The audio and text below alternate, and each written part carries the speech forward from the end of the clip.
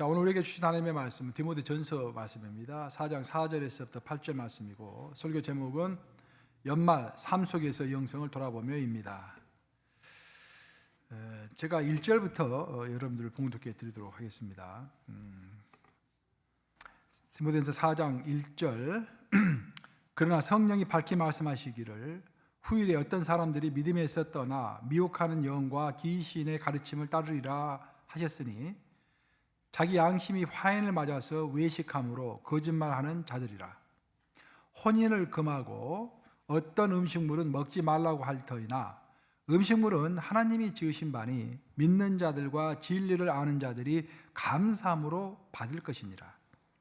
하나님께서 지으신 모든 것이 선함에 감사함으로 받으면 버릴 것이 없나니 하나님의 말씀과 기도로 거룩하여짐이라. 내가 이것으로 형제를 깨우치면 그리스도 예수의 좋은 일꾼이 되어 믿음의 말씀과 내가 따르는 좋은 교훈으로 양육을 받으리라. 자, 7절과 8절은 합독합니다. 시작. 망령되고 허탄한 신화를 버리고 경건에 이르도록 내 자신을 연단하라. 육체의 연단은 약간의 유익이 있으나 경건은 범사에 유익하니 금생과 내생에 약속이 있느니라. 살아계신 하나님의 말씀입니다. 제가 이제 올해 언젠가는 여러분들에게 꼭 설교를 해야겠다 하는 주제가 두 가지가 있었습니다. 하나는 이제 요즘에 자꾸 그 신비주의라든지 여러 이제 말썽이 될 만한 사건들이 많아서 성경적인 신비주의가 무엇인가를 꼭 이야기하고 싶었고, 그래서 지지난주에 제가 여러분들에게 이제 강연을 했죠.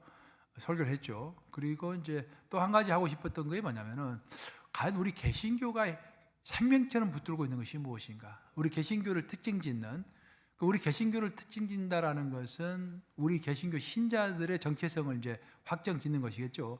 그것이 무엇인지 정확하게 그 시간을 내서 한번 가르쳐 줘야겠다는 생각이 많이 있었는데 성령께서 이끄셔가지고 오늘 이렇게 설교가 이제 하게 된 것 같아요.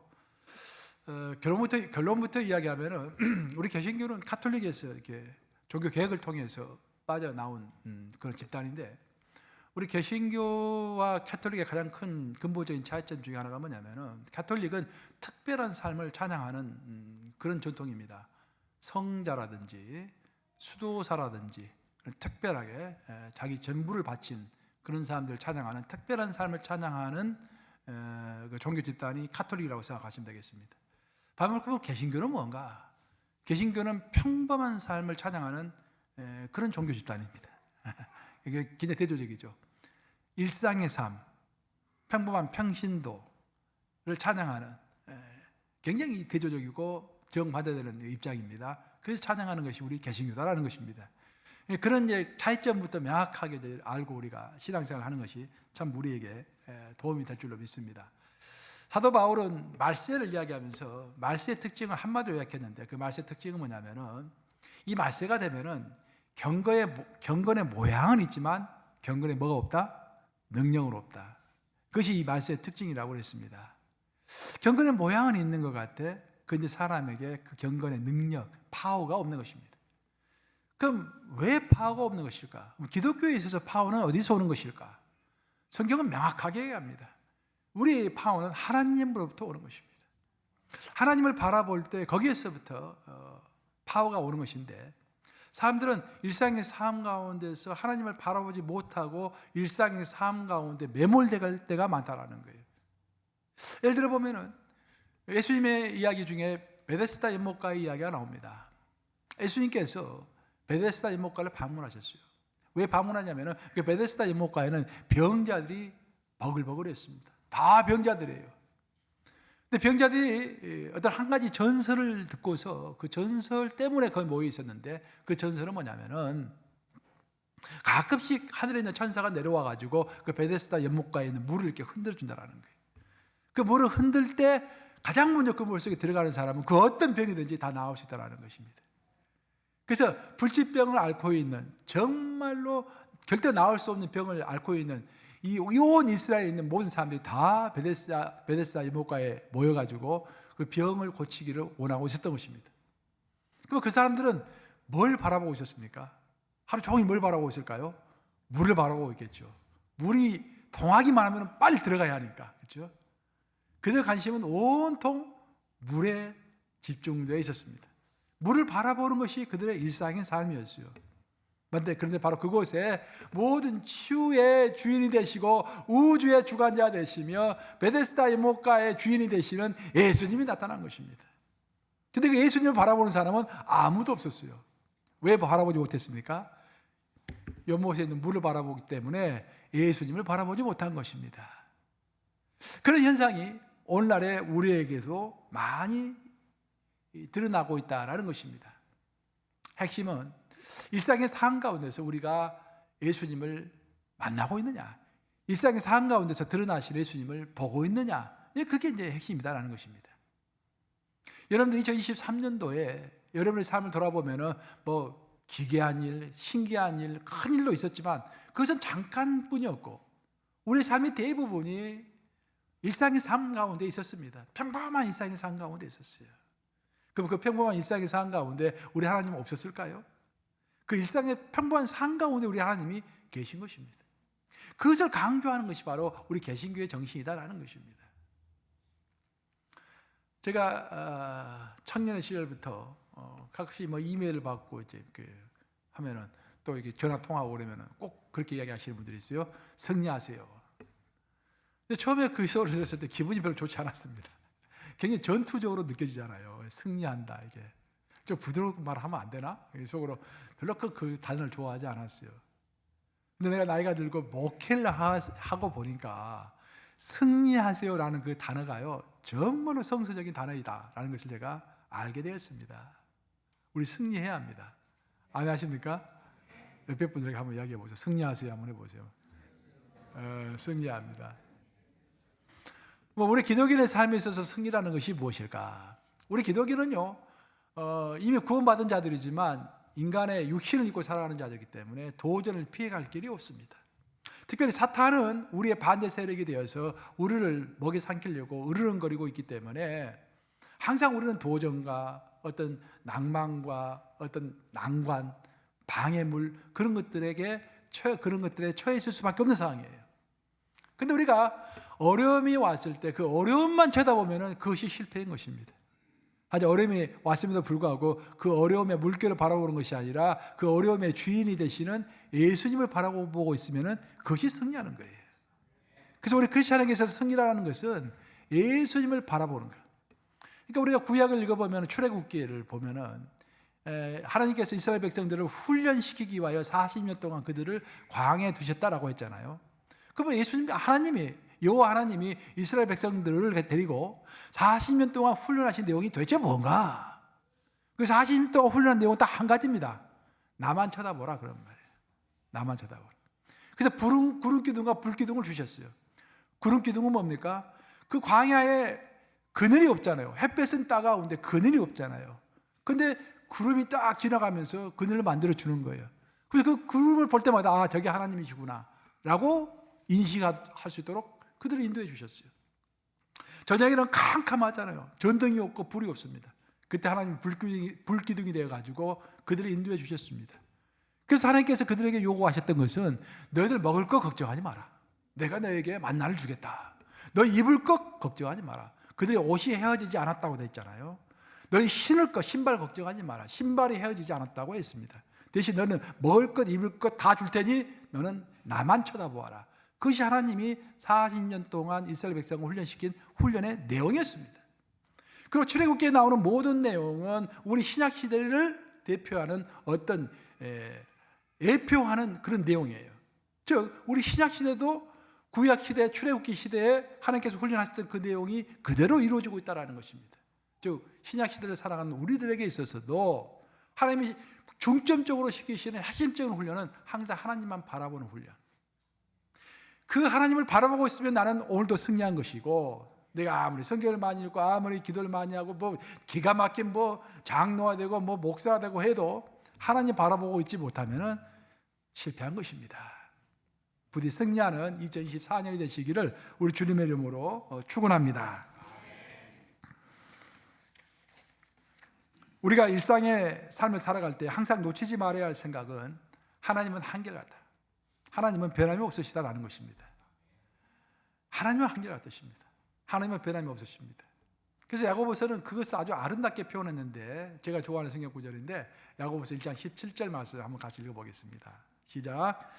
온갖 좋은 은사와 온전한 선물이 다 위로부터 빛들의 아버지께로부터 내려오나니 그는 변함도 없으시고 회전나는 그림자도 없으시니라.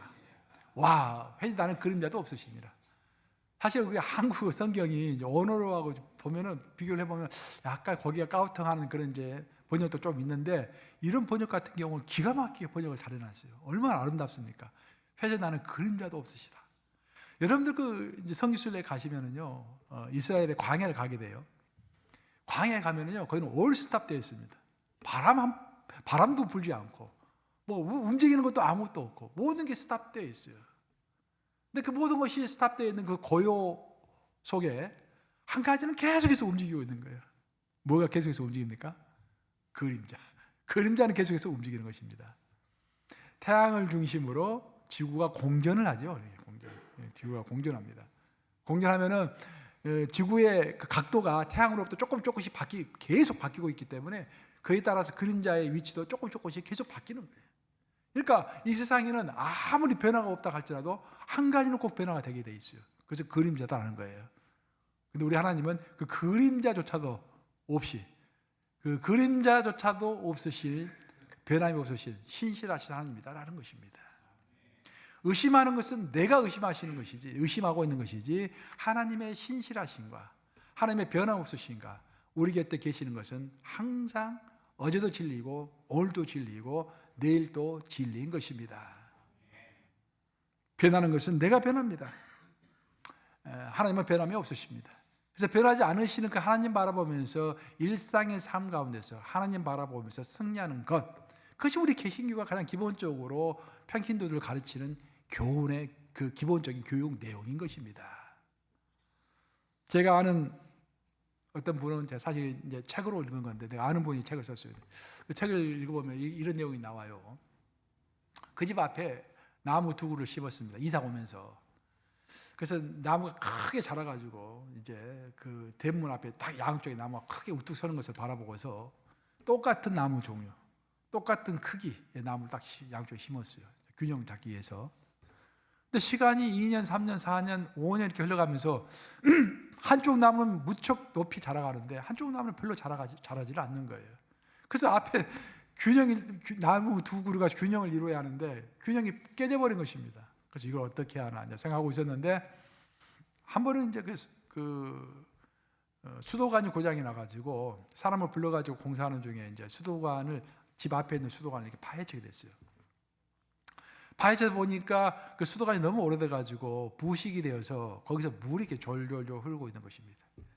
근데 그 졸졸 흐르는 물이 어디로 가고 있는가 봤더니 쭉 크게 자라고 있는 그 나무, 그 뿌리로 그 물이 흘러가고 있는 거예요. 그분이 책에서 그렇게 써놨어요. 나는 거기서 큰 영적인 교훈을 얻었다. 난 이제까지 하나님을 섬기면서도 한 방을 원했다. 한 방. 크게 부어지는 소낙비 같은 어마어마한 그 한 방을 원하고, 그 기적가드 같은 삶을 항상 꿈꿔오고 하나님께 기도하고 그랬었다. 근데 보니까 우리의 영적 성장이라는 것은 그 한 방에 쏟아지는 소낙비 같은 그 한 방으로 우리가 영적 성장을 하는 것이 아니라 매일 쉬지 않고 뚝딱 똑똑 떨어지는, 그 매일 쉬지 않고 떨어지는 그 한 방울 한 방울이 모아져서 영적 성장이 이루어진다는 것을 깨닫게 되었다. 굉장히 감동이었습니다. 사람들은 어떤 갑작스러운 기적과 같은 그런 일들을 사모합니다. 하늘로부터 떨어지는 불을 받아서 엄청난 일들을 경험하기를 원하는 것입니다. 하지만 우리의 영적 성장은 일상의 삶 가운데서 소소하게 만나는 하나님과의 끊임없는 교제를 통해서 한결같은 믿음을 갖게 되는 것입니다. 성경은 그것을 성경 자체적인 구조로도 우리에게 이야기를 해주고 있습니다. 그러니까 여러분들, 성경은요, 성경 내용을 한 절 한 절 읽음으로써도 어떤 교훈을 얻을 수가 있지만, 성경의 그 구성된 그 프레임 자체만 보더라도 우리가 큰 교훈을 얻을 수 있어요. 성경 기본적으로 시작은 창세기로 시작하지만 마지막 책은 요한계시록입니다. 요한계시록에 하늘과 새 땅이 나와요. 에덴을 대체하는 새 에덴이 나오는 것입니다. 그걸로 우리가 알 수 있는 것은 뭐냐면, 인류라는 것은 시작이 있는가 동시에 반드시 끝이 있구나라는 것을 우리는 믿게 되는 거예요. 근데 세상은 그것을 믿지 않습니다. 세상은 전부 진보사관이죠. 여러분들의 자녀들이 학교 가면 배우는 것이 전부 진보사관입니다.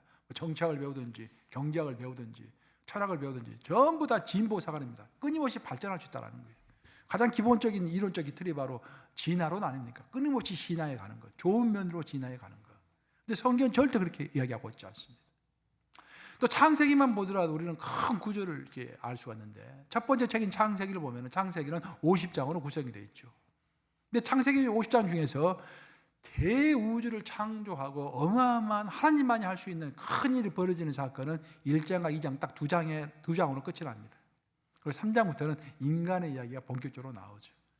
특별히 아브라함의 이야기가 나오는 창세기 12장부터 50장까지는 아브라함, 이삭, 야곱, 요셉, 이 네 사람이 어떻게 하나님과 동행했는가의 이야기만 나옵니다. 하나님은 자신을 밝히실 때 나는 아브라함의 하나님, 이삭의 하나님, 야곱의 하나님이다라고 했어요. 요셉은 뺐습니다. 그러면 아브라함, 이삭, 야곱의 특징은 뭡니까? 그들은 시골에서 너무도 평범한 삶을 살았다는 것입니다. 자, 여러분 이삭을 생각해 보세요. 이삭의 인생에 있어서 기적은 없었습니다. 엄청난 기적 같은 것이 없었어요. 그래도 아브라함은 어느 정도, 기적은 아니지만 그래도 하나님이 직접 나타나셔가지고 이게 막 어마어마한 일을 펼치시고 계약을 맺으시고 그런 내용도 있었고, 야곱도 하나님과 씨름한 적이 있었고 그 정도 사건은 나오는데 이삭은 아예 하나님이 나타나지도 않았습니다. 선명하게. 그래도 하나님은 나는 이삭의 하나님이다 라고 말씀하시는 거예요. 그래서 뭐냐면은 우리 하나님은 우리를 훈련시키시고 우리를 인도하실 때 일상의 삶 가운데서, 소소한 삶 가운데서 우리를 만나주시고 그 한 인간을 하나님의 사람으로 만들어가는 것을 즐겨 하신다라는 거예요. 우리가 강아지를 키울 때 즐겁잖아요. 그렇죠? 자식을 키울 때도 즐겁고, 마찬가지로 하나님은 우리를 키우실 때 즐거운 것입니다. 그러니까 창세기의 그 구조 자체가 우리에게 주고 있는 교훈은 뭐냐면은 하늘이 열리고 막 어마어마한 현상이 벌어지고 천지 창조가 되는 내용은 딱 2장. 나머지 48장은 전부 일상의 삶 가운데서 벌어지고 있는 하나님과 인간 간의 관계라는 것입니다. 결론적으로 일상의 삶이 중요한 것입니다. 특별한 삶이 중요한 것이 아니라 일상의 삶. 그래서 나는 2023년에 일상의 삶 가운데서 하나님 바라보며 승리했는가? 그 나는 다가오는 2024년에는 그 어떤 일이 있다 할지라도 하나님은 살아계시고 회전하는 그림자도 없이 여전히 신실하게 내 옆에 계시고, 그것을 믿고서 어려움이 온다고 할지라도 하나님 바라보면서 승리할 것인가? 그런 것들을 잘 생각해 볼 시간이었다라는 것입니다. 지난 기독교 역사, 2000년 역사를 쭉 살펴보면요, 우리 평신도들을 굉장히 힘들게 했던, 우리 성도들을 굉장히 힘들게 했던 한 가지 어떤 개념이 있었습니다. 그 개념이 뭐냐면은 성속 이혼론이라는 거예요. 성과 속은 구별된다라는 것입니다. 성스러운 것과 속된 것은 같이 갈 수 없고, 성스러운 것은 좋은 것이고 속된 것은 나쁜 것이다라는 거예요. 왜 이 성속 이혼론이 생겼는가? 그리고 이것이 어마어마한 큰 영향을 미쳤습니다. 기독교에만 영향을 미친 것이 아니라요, 인류 전체에 영향을 미쳤습니다. 인류 역사 전체. 왜 그런 현상이 시작되었는가? 아시다시피 소크라테스가 죽고 나서 소크라테스가 세운 대표적인 제자가 플라톤이었습니다. 플라톤은 아주 끈기가 대단했다고 그래요. 그런 유명한 이야기가 있잖아요. 소크라테스가 이제 소크라테스의 명성을 듣고 전 마게도니아 반도에서 청년들이, 수재들이 모여든 거예요. 첫 시간에 이제 잔뜩 기대를 했는데 소크라테스가 그 수재들 다 모아놓고 강의를 했습니다. 첫 번째 강의가, 자, 제군들이요, 앞으로 제군들이 이 아카데미를 떠날 때까지 매일 해야 할 것이 있네. 그것부터 내가 말하고 시작하겠네 하면서, 자, 저부 일어나 보게. 일어섰습니다. 자, 팔 한쪽을 이렇게 해봐. 예. 또 팔 한쪽 이렇게 하세요. 그리고 또 이렇게 해봐요. 이렇게. 그리고 내려. 5가지 동작. 이것을 매일 아침에 아카데미에 올 때마다 빠지지 말고 10번씩을 꼭 하게. 내가 하라 마라 체크는 하지 않겠지만 반드시 하게 하고 이야기를 했어요. 그러니까 청년들 무슨 영문도 모르고 이게 뭔가 하고 처음에는 열심히 했습니다. 그러다 1년이 흐르고 2년이 흐르니까 이게 좀 우스꽝스럽잖아요. 이거 뭐 운동하는 것도 아니고 뭐 아무것도 아니잖아요. 그래서 한 명, 2명 그걸 포기하기 시작했어요. 그리고 3년이 지났을 때 소크라테스가 아카데미에 제군들 다 모아놓고 학생들 모아놓고 질문했다는 거 아닙니까? 내가 첫 시간에 했던 팔운동 지금까지 하고 있는 사람 손 들어봐라. 그때 누가 손 든지 아세요? 그때 플라톤이 손을 들었습니다. 승리의 비결은 그거예요. 신앙도 그거고 학문도 마찬가지입니다.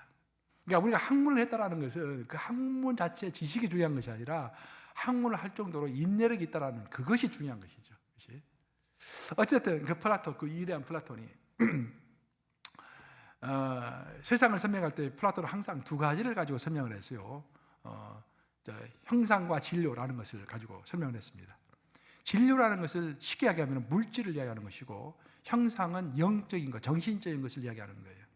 그것을 플라톤은 설명하기를 물질적인 것, 육신이라든지 이런 물질이라든지 물병이라든지 이런 육신적인 것은 물질은 저급한 것이고, 위에 있는 정신, 또 영의 세계는 고귀한 것이다. 그래서 그때부터 이원론이 된 거예요. 하나는 좋고 하나는 나쁜 것이에요, 이게. 그 사상을 우리 기독교가 받아들이는 거예요. 왜냐하면은 이 성경의 내용은, 최초의 우리 신약의 내용은 예수님이 가르쳐 주신 내용인데, 예수님은 어떤 체계를 가지고 체계적으로 우리에게 가르쳐 주지 않으셨습니다. 그 상황과 시대에 따라서 맞는 설교를 하시고 맞는 가르침을 주신 거예요. 그러니까 가르침만 이게 여기저기 퍼져 있는 것이죠. 근데 우리 인간은 그렇게 퍼져 있으면은 습득하기가 어려워요. 그래서 하나님은 사도 바울을 통해서, 학문을 했던 사도 바울을 통해서 예수님의 가르침을 정리하도록 했죠. 그래서 우리는 로마서만 읽어보면은 구원이라는 것은 이런 것이구나 하고 이해할 수 있는 거예요. 우리가 만약에 사도 바울이 로마서를 쓰지 않았다고 한다면은, 우리가 사복음서만 가지고 있다고 한다면은 구원이 뭔지 아직도 아리까리할 거예요. 사도 바울은 그걸 정리해 준 겁니다. 근데 시간이 흐르면서 신약의 내용, 또 구약의 내용, 이 전체를 이렇게 좀 일목요연하게 어떻게 정리할 수 없을까? 고민하고 있었는데, 마침 그때 우리가 잘 알고 있는 어거스틴 하면은 우리 기독교 역사에서 12사도를 제외하고 나서는 제일 많이 좋은 영향을 미쳤던 그런 분이십니다. 그 어거스틴이 플라톤의 눈이 간 것입니다. 플라톤의 생각을 사상적 틀이죠. 프레임이라고 그래요. 프레임을 이렇게 우리 기독교로 도입해가지고 뭔가를 시작하면 되겠구나. 그래서 어거스틴 때부터 시작해가지고 우리 기독교는 그때 가톨릭의 성속 이원론이라는 것이 들어온 것입니다. 영적인 것은 좋은 것이고 물질적인 것은 나쁜 것이다. 그래서 평신도들이 직장에서 일하는 것은 별 일 없는 것이고, 수도원 가지고 깊이 묵상하고 성경을 읽고 기도하는 것은 좋은 것이다. 그러니까 모든 성도들은 직장일 하면서도 직장일은 별로 관심이 없어. 빨리 직장 끝내고 하나님 일을 해야 할 텐데, 그러다 좀 영리하고 똑똑하면은 전부 집에서는 목사 되라, 성직자가 되라, 수도사가 되라, 전부 그러는 거예요. 왜? 그것이 가장 높은 일이기 때문에. 그런 컨셉이 기독교로 들어온 것입니다. 그러다가 그러면서 특히 이제 문제였던 건 뭐냐면, 어거스틴이 우리에게 좋은 영향을 많이 미쳤지만 우리 기독교에 한 가지 안 좋은 영향을 미쳤는데, 그것은 뭐냐면 어거스틴이 금욕주의를 강조한 것입니다. 금식을 어느 정도 강조한 것까지는 좋았는데, 무리한 금식, 몸을 해칠 정도로 금욕하는 것, 성적인 것도 무리할 정도로 제어하는 것, 부부임에도 불구하고 그 재산적인 물질적인 것도 너무 과도하게 제한하는 것. 그러면 그 금욕주의의 가장 긴 바탕에는 뭐가 있냐면요, 우리의 육신은 우리가 영적 생활을 해나가는 데 있어서 도움이 되는 존재가 아니라 방해가 되는 존재다라고 인정하는 것이에요. 우리 육신은 자꾸 영적인 생활을 방해하는 존재이기 때문에 우리 육신을 억누르는 것, 그것이 금욕이거든요. 그것이 어느 정도 처음에는 좋은데, 그것이 무리해서 계속 지속이 되면 그래서 하나님의 창조 원리를 위반하는 것입니다. 하나님 우리를 창조하실 때 우리를 먹도록 창조하셨고, 또 부부관계를 하도록 창조하셨고, 또 우리에게 모든 것을 사유재산을 가지도록 창조하셨고, 그 창조 원리라는 것이죠. 근데 그것을 부인하는 방향으로 나아가고, 그것을 많이 부인하는 사람일수록 성자로 추앙을 받고, 그 성자를 의지하는 그런 가톨릭의 전통이 생긴 거예요. 그러다가 1300년도 또 1400년도 한 13세기 전후해가지고 그 유명한 르네상스가 시작됐죠. 이태리에서 르네상스가 시작됐습니다. 그 르네상스의 이제 가장 그 기본적인 요소는 고전 부활 운동입니다. 옛날에 그 선조들이 유명한 그 좋은 글들을 많이 써놨는데 그게 다 없어져 버린 거예요. 전쟁통에 없어지고 그런 것입니다. 근데 그것들을 저 중동에 있는 모슬렘들이 유럽에 있는 좋은 사상들을 다 가지고 있다가 때가 됐을 때 다시 그것을 유럽에다가 소개를 해준 것입니다.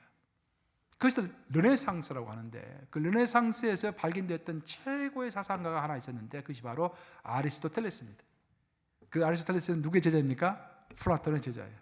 그러니까 유럽의 학문과 미국도 마찬가지. 미국도 이제 유럽의 학문을 받아들였으니까 여러분의 자녀들이 학교 가면 전부 배우는 것이 기본적으로 소크라테스, 플라톤, 아리스토텔레스, 그리고 이제 그 진화론, 이제 그런 것들 좀 유물론, 그런 것 좀 배우는 거예요. 그런 것들이 우리 성경적인 가치관과 많이 배치가 됩니다. 그래서 세계관 교육이 제대로 되어 있지 않으면 우리 자녀들이 혼동스러운 거예요, 가서. 그러니까 캠퍼스 미니스트를 하시는 분들은 이런 세계관 교육을 잘 해야 돼요, 애들에게. 어쨌든 다시 본론으로 돌아오면은 그 아리스토텔레스가 주장했던 것은 뭐냐면은 플라톤의 제자임에도 불구하고 플라톤과는 반대되는 생각을 가지고 있었습니다. 아주 쉽게 이야기하면 플라톤은 영적인 것, 정신적인 것이 좋다, 물질적인 것이 나쁘다라고 이야기했잖아요. 근데 아리스토텔레스는 영적인 것이 좋다라는 것은 뭐 인정했지만 물질이 나쁜 것이 아니다라고 이야기했어요. 물질도 필요한 것이다. 무슨 말 알겠죠? 그 물질의 세계를 긍정한 것입니다. 그래서 그 미켈란젤로가 그린 그림을 보면은 플라톤과 아리스토텔레스가 함께 걸어가고 있는데 플라톤은 손가락을 위로 이렇게 올리고 있잖아요. 아리스토텔레스는 손가락을 밑으로 내리고 있잖아요. 즉 아리스토텔레스는 밑의 세계, 이 물질의 세계도 긍정한다, 그런 말이에요. 이것은요 인류의 역사를 바꿔버렸습니다. 이 생각이. 아리스토텔레스의 사상이 발견되기 전까지만 하더라도요, 과학이라는 것은 저급한 사람들이 하는 거였어요. 그러니까 위대한 과학의 발명이 있어도 별로 눈길을 두지 않았습니다. 왜? 그것은 땅의 일이기 때문에. 마치 조선시대에 장영실 같은 그 유명한 과학자들은 전부 중인 출신, 서인 출신이었잖아요. 양반들이 아니었잖아요. 인정을 못 받았잖아요. 똑같았어요, 유럽도. 왜? 기독교 영향 때문에, 그 성속 이혼론 때문에. 근데 아리스토텔레스가 나오면서 이 물질의 세계도 좋은 것이다라는 거예요. 그 사상을 그 유명한 토마스 아퀴나스가 받아들인 거예요. 토마스 아퀴나스는 우리 기독교에 있어서 어거스틴 다음으로 영향을 많이 미친 사람이에요. 근데 토마스 아퀴나스는 여러분들 이제 학교 다닐 때 전부 배웠죠? 신학 대전 해가지고 세계사 배울 때 전부 배우잖아요. 토마스 아퀴나스는 뭐 여담이지만 배가 이렇게 불룩 나온 사람이에요. 아주 큰 거구입니다. 황소라고 불렸어요. 거룩한 침묵의 황소, 별명이 침묵의 황소입니다. 굉장히 거구했는데 배가 이렇게 나왔어요. 그래서 토마스 아퀴나스가 앉은 그 책상을 보면은요, 책상이 앞이 이렇게 둥그렇게 파여 있습니다. 배가 들어가지 않기 때문에 그 배가 들어가도록 이렇게 파여 있어요. 그래서 너무 이제 배가 나왔기 때문에 글을 잘 쓸 수가 없어요. 평생 책을 쓴 사람인데, 그래서 가톨릭 교회에서 워낙 천재이기 때문에, 그러니까 인류가 배출한 3대 천재 중에 하나가 토마스 아퀴나스입니다. 모든 인류를 통틀어가지고, 이제까지 태어났던 모든 인류를 통틀어가지고 그중 천재 하나가 토마스 아퀴나스예요. 그 정도 천재였다고 그래요. 근데 그 천재를 위해서 비서들을 4명 이렇게 고용해 준 거예요. 교황청에서. 그 4명을 딱 앞에 앉혀놓고 책을 쓸 때는 어떻게 썼냐면은, 자, 너 1번 책, 자, 딱 10분간 딱 불러줘. 그럼 비서가 막 잘 받아 적습니다. 야, 2번 책, 2번을 또 10분 불러줘. 2번이 막 했습니다. 책을 4권을 한꺼 동시에 쓰는 사람이에요. 그 정도로 천재였다 이 말이죠.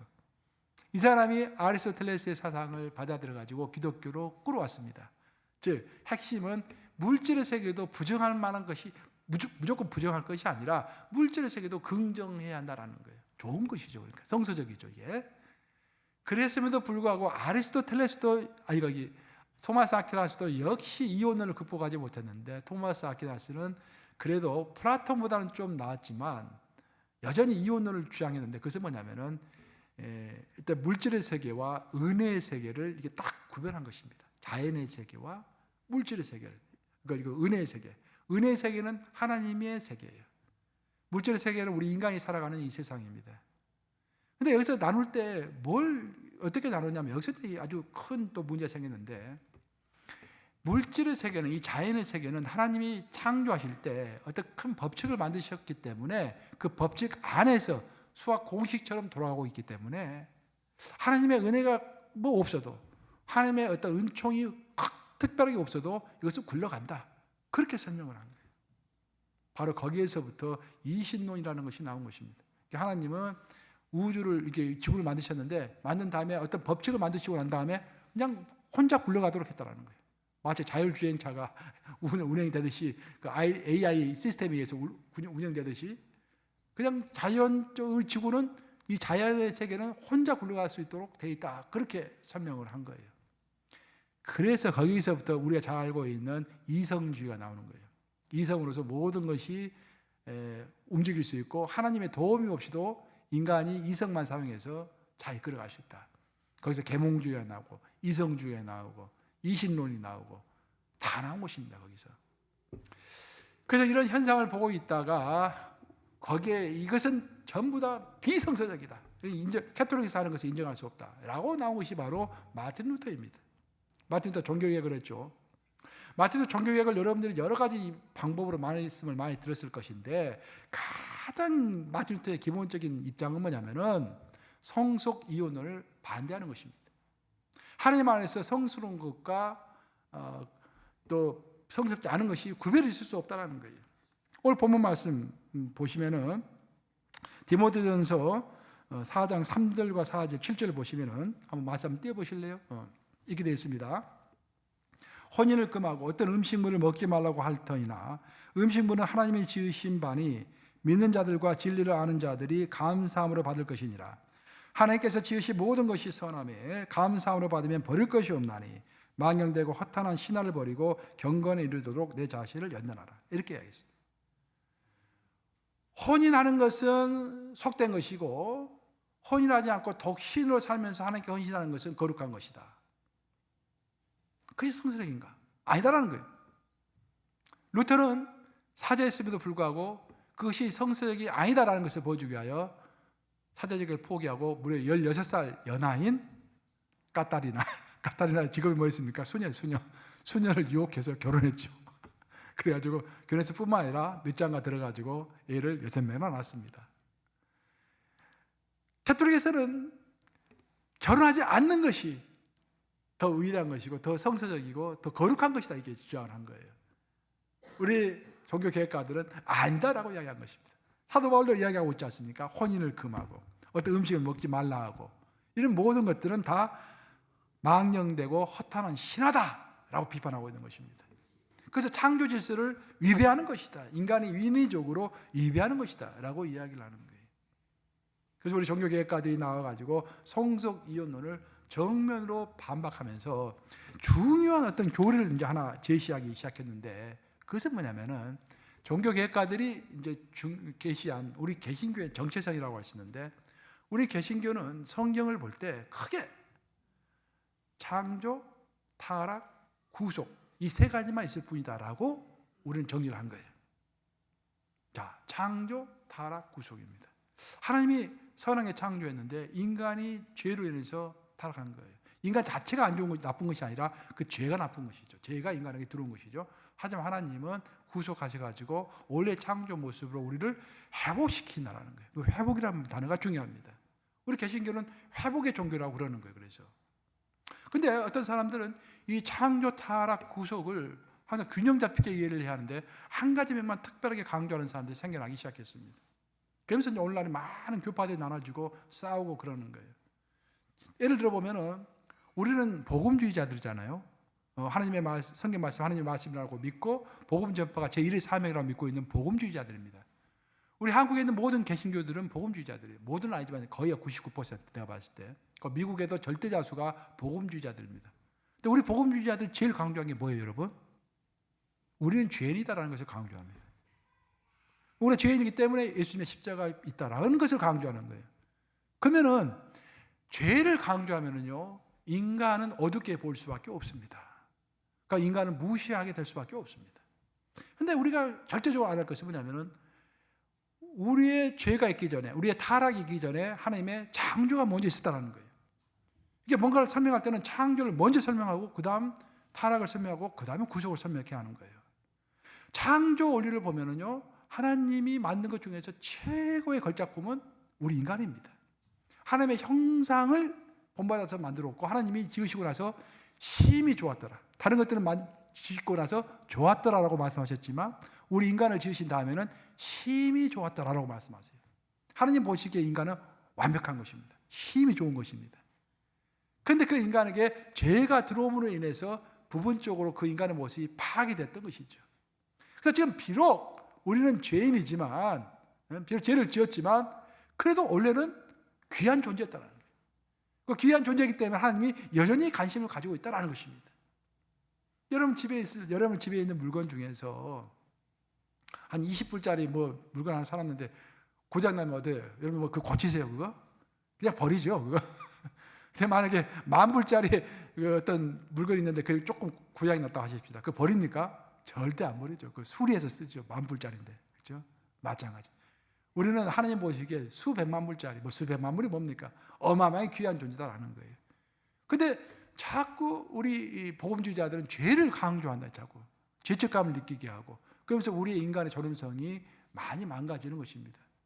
그런 것도 비성서적이고 우리 개신교, 그러니까 우리 종교개혁가들의 입장을 뛰쳐나온 입장인 거예요. 반면에 구속을 너무 강조하는 또 집단들이 있어요. 구속을 너무 강조하면 나는 이미 구원받았다. 그러니까 내가 아무렇게 살아도 나는 구원을 받은 몸이기 때문에 천국은 따놓은 당상이다 라고 안일주의에 빠질 수 있어요. 그리고 특별히 캐톨릭에서 우리가 캐톨릭을 종교개혁가들이 캐톨릭을 반대했던 이유가 뭐냐면은, 캐톨릭은 구속을 받은 이 몸이 우리가 구속을 받았다는 의미는 뭐냐면, 여러분들 창조의 모습으로 회복이 됐다는 그런 의미인 거예요.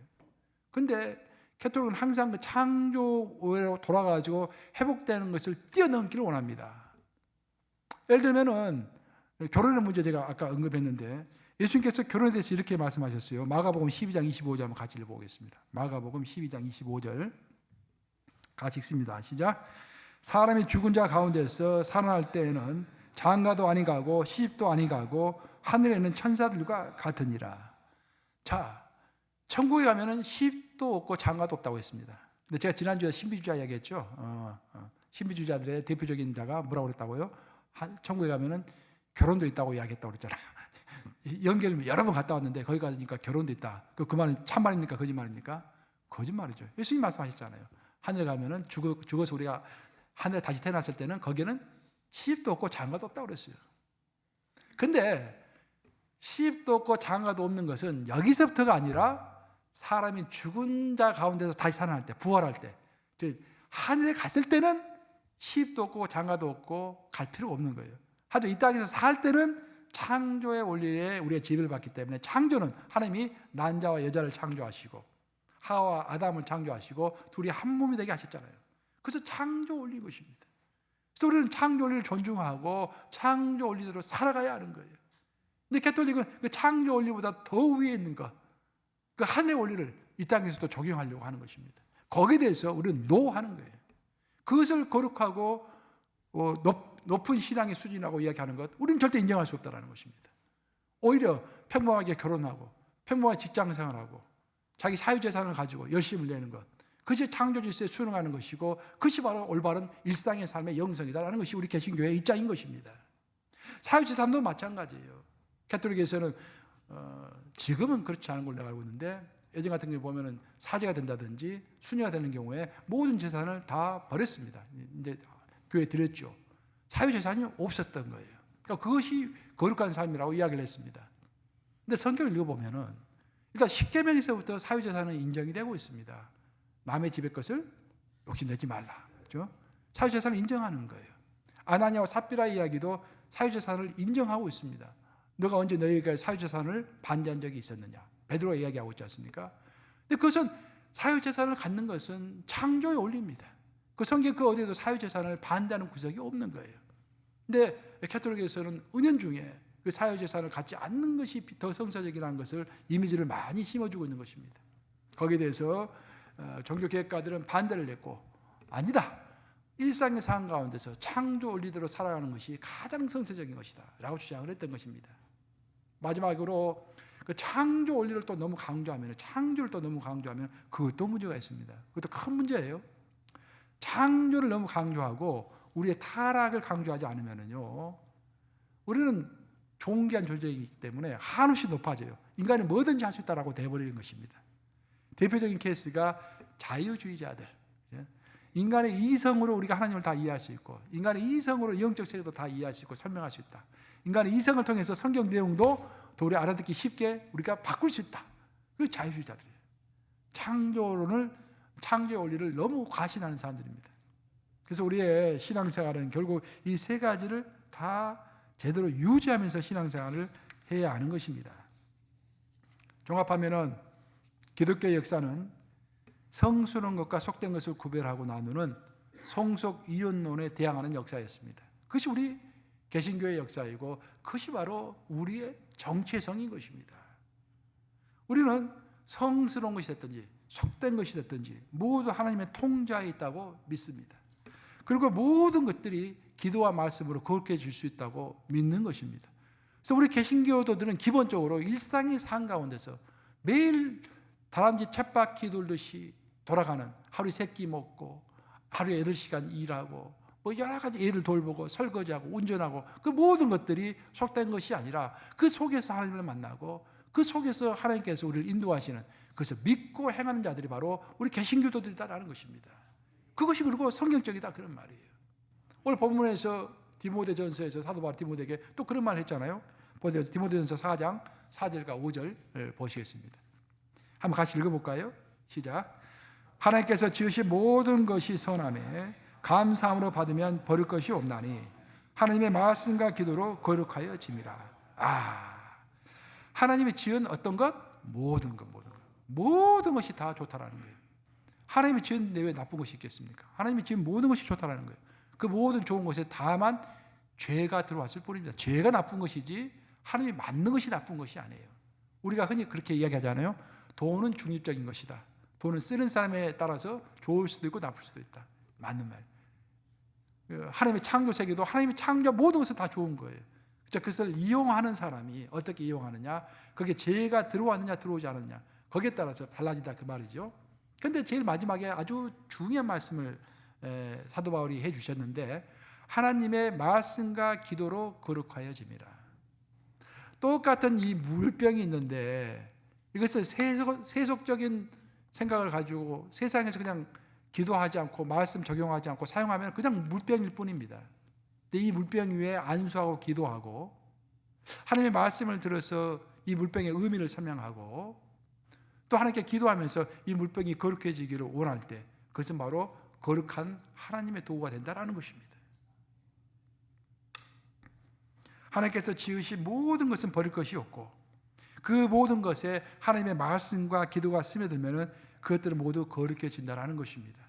즉 우리의 일상의 삶 가운데서 펼쳐지고 있는 그 모든 일들, 너무 루틴하게 돌아가는 일들, 그것은 지루한 일이 아니라 그 속에서 끊임없이 하나님의 존재를 드러내는 거룩한 일들이다라는 것입니다.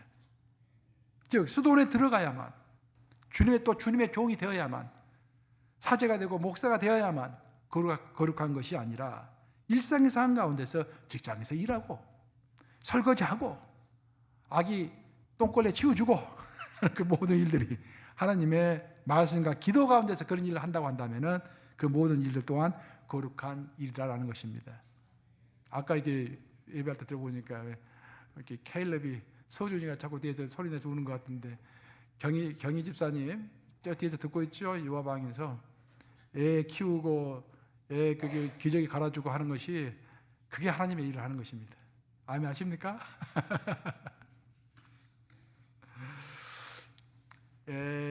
마지막으로 인생의 큰 도전에 처했던 욥의 이야기를 좀 하고 제가 설교를 좀 마칠까 합니다.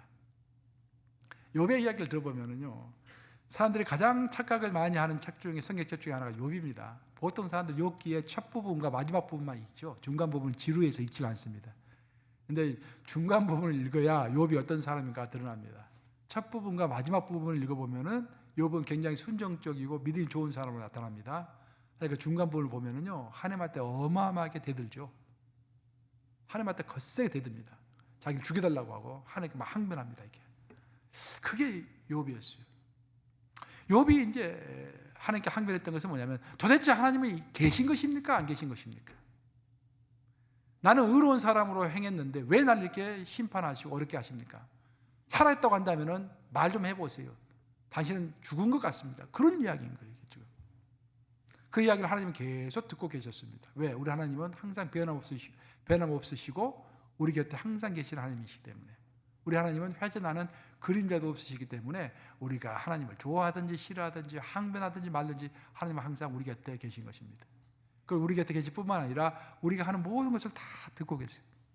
그래서 하나님께서 뭐라고 하셨습니까? 나는 내가 너희가 한 말을 들은 대로 너에게 행하리라. 그렇게 말씀하셨죠. 신명기에서 보면은. 그래서 그 욥의 이야기를 하나님은 다 듣고 계시던 거예요. 그리고 딱 때가 됐을 때 하나님이 욥에게 이야기하십니다. 그 내용이 바로 욥기 38장에 나오는데 28절에서 또 33절 한번 보겠습니다. 제가 읽어드릴게요. 이제 하나님이 욥에게 하신 말씀이에요. 비에게 아비가 있느냐? 이슬방울은 누가 낳았느냐? 얼음은 누구의 태에서 났느냐? 공중의 서리는 누가 낳았느냐? 물은 돌같이 굳어지고 깊은 바다의 수면은 얼어붙느니라. 내가 하늘의 계도를 아느냐? 하늘로 하여금 그 법칙을 땅에 베풀게 하겠느냐? 기가 막힌 말씀입니다. 지금 욥은 하나님 진짜 계십니까? 당신 계시다면 이렇게 할 수가 없습니다. 당신 없는 것 같습니다. 라고 이야기했을 때 하나님이 내가 있다는 증거는 너가 물을 보든지 이슬방울을 보든지 얼음을 보든지 공중에 맺히는 서리를 보든지 또 물을 보든지 깊은 바다의 수면이 얼어붙는 것을 보든지 그걸 보면 내가 있는 것을 너가 알 것이다 라고 이야기하는 거예요. 일상의 삶 가운데서 하나님은 자신을 드러내신다라는 거예요. 그 일상의 삶, 그걸 강조하시는 것입니다. 하나님이 욥에게 말씀하시는 결정타는 뭐냐면은 우리에게 진실로 필요한 것이 무엇일까? 우리에게 진실로 필요한 것은 어떤 엄청난 하나님이 살아계시다는 그 엄청난 기적과도 같은 그런 증거가 아니라 이미 already 일상의 삶 가운데서 매일 펼쳐지고 있는 그 하나님의 존재의 증거를 볼 수 있는 영안의 눈을 가지는 것, 그것이 욥에게는 급선무였던 것입니다. 우리에게도 마찬가지예요. 우리에게서 어떤 큰 사건이 벌어지고 어마어마한 행복한 일들이 벌어지고 막 간질거리가 생기는 것이 중요한 것이 아니라 그래서 가끔씩 일어나는 일들이에요. 가끔씩 매일의 삶 가운데서 1초 1초마다 벌어지고 있는 그 하나님의 임재를 볼 수 있도록 영안의 눈이 뜨이는 것. 그래서 사도 바울이 에베소 교인들을 위해서 기도할 때 내가 너희를 위하여 진실로 기도할 때 첫 번째 기도 내용이 너희가 지혜와 계시의 정신을 가져가지고 영안이 띄도록 너희를 위하여 기도한다라고 했지 않습니까? 영안이 띄할 줄로 믿습니다. 영안이 띄어야 일상의 삶 가운데서 내 옆을 스쳐가신 예수님, 베데스다 연못가에서 스쳐가셨던 그 예수님을 우리가 놓치지 않고 붙잡을 수 있는 거예요. 그것이 우리 개신교가 강조하고 있는 일상의 삶의 영성인 것입니다. 중세시대 캐톨릭과는 굉장히 다른 것이죠. 중세시대 캐톨릭은 오늘날도 마찬가지고 오늘날도 보면 캐톨릭의 장례식을 가면은 그거 하잖아요. 누구 성자 이름을 자꾸 대잖아요. 누구 성자의 공덕을 좀 빌려주시옵소서. 누구 성자의 공덕을 빌려주시옵소서. 성자를 의지하는 것입니다. 특별한 사람, 특별한 삶을 찬양하는 것입니다. 성자들의 신상을 많이 만들어서 갖다 놓잖아요. 나는 그것은 좋다 나쁘다 판단하지 않겠습니다. 나는 우리 개신교의 입장만 여러분들에게 전달하겠습니다. 우리 개신교의 입장은 그 위대한 삶을 찬양하는 그런 집단이 아니라 우리는 일상의 삶, 평신도의 삶, 그 속에 하나님의 임재가 있고 그 속에서 하나님 자신을 드러낸다. 그 속에 바로 영성이 있다는 것을 굳게 믿고서 하루하루를 성실하게 살아가는 그것이 바로 우리 개신교의 정체성인 것입니다. 우리들은 일상의 규칙을 깨고 벌어지는 일들을 기적이라고 말합니다. 그리고 그런 기적을 체험하기를 갈구합니다. 하지만 하나님은 해가 뜨고 하루 해가 지는 것. 제가 일전에 얼마 전에 우리 사랑하는 목사님이 나한테 카톡 보내가지고 근방에 그 고원에서 선셋이 너무너무 아름답다고 그래서 한번 저희가 가봤어요. 정말 아름답더라고요. 선셋 보니까.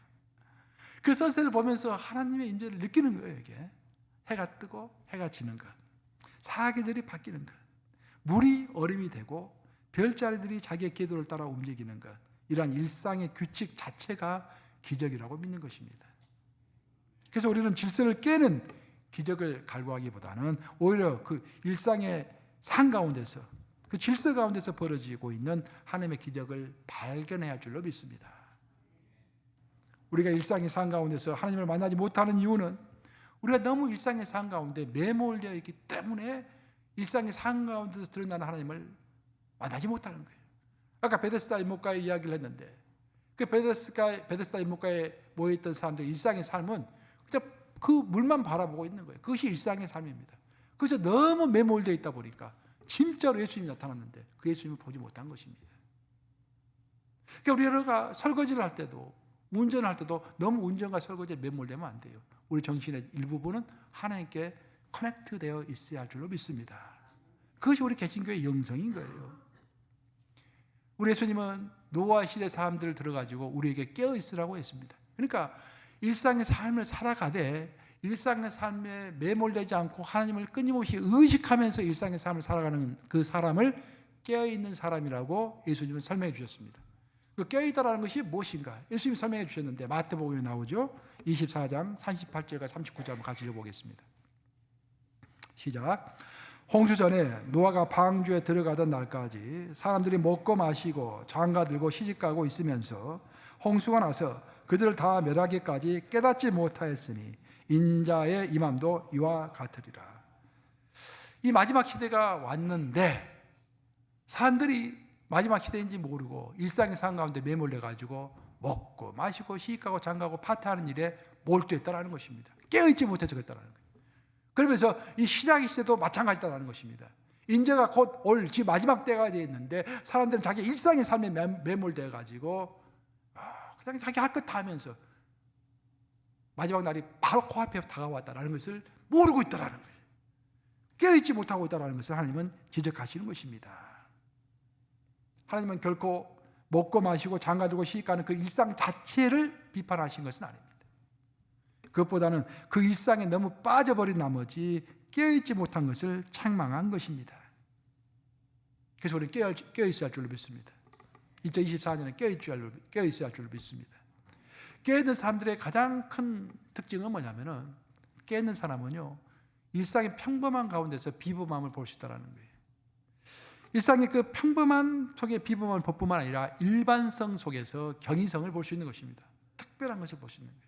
근데 밥 먹는 것은 하루 세 끼 밥 먹는 거잖아요. 근데 밥 먹으면서 나와 함께 하는 하나님, 그 식사 시간 함께 하시는 하나님을 느낄 수 있는 사람이 바로 깨어있는 사람이고 일상의 삶의 영성을 가진 사람인 것입니다. 사막에서 떨기나무를 보는 것은 일상적인 일입니다. 사막에 가면은요 떨기나무가 아주 많습니다. 모세는 40년 동안 그 떨기나무를 보고서 광야에 있었던 사람이에요. 근데 어느 날 그 떨기나무에 불이 붙었습니다.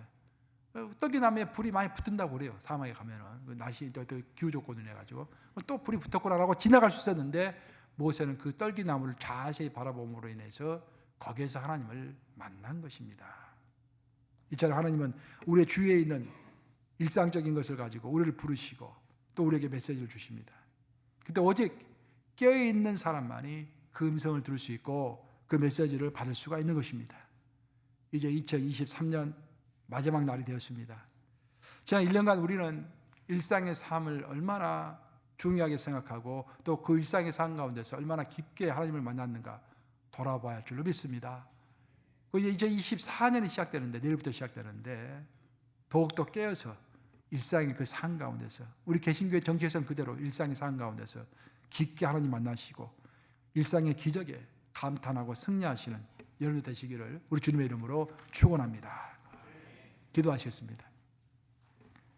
일상의 삶 가운데서 함께 하시는 주님, 우리는 큰 기적 같은 것을 원했지만 우리 하나님은 내가 하루 세 끼 밥을 먹고 자고 깨고 또 활동하고 8시간 직장에 가서 일하는 또 설거지하고 아이를 돌보는 그 가운데 계셨습니다. 오늘도 회전하는 그림자도 없이 신실하시게 동행하신 우리 하나님을 찬양합니다. 아버지, 2024년에는 우리가 크고 기이한 일들을 바라보기보다는 그것을 기대하기보다는 일상의 삶 가운데서 자신을 드러내시는 욥에게 가르쳐 주셨던 그 하나님의 모습을 놓치지 않고 정말 만나는 2024년이 되시도록 주여 도와주시옵소서. 예수 그리스도를 받들어 기도합니다. 아멘.